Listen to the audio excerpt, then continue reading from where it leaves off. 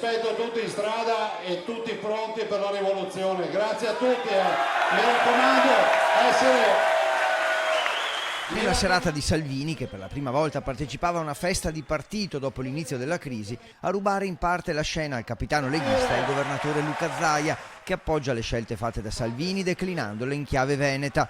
Veneti che chiedevano da tempo di rompere l'alleanza coi grillini, sostiene Zaia, con tutti quei no alle grandi opere, addirittura alle Olimpiadi. I cittadini incontrati da Zaia gli ripetevano sempre la stessa domanda. Dicendomi, quando sai che moemo i grillini?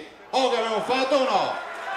Rivoluzione, parole forti, un richiamo a scendere in piazza che pochi minuti dopo essere state pronunciate scatenano le reazioni indignate del Partito Democratico. Che anche Zaia però alzi i toni è un fatto significativo. Inoltre c'è un obiettivo preciso: riportare l'attenzione sul nord, sul nord-est in particolare, che il governatore e la Lega vogliono al centro delle scelte politiche presenti e future. Nessuno può pensare, dicono, di decidere le sorti dell'Italia senza mettere il Veneto in primo piano. Noi abbiamo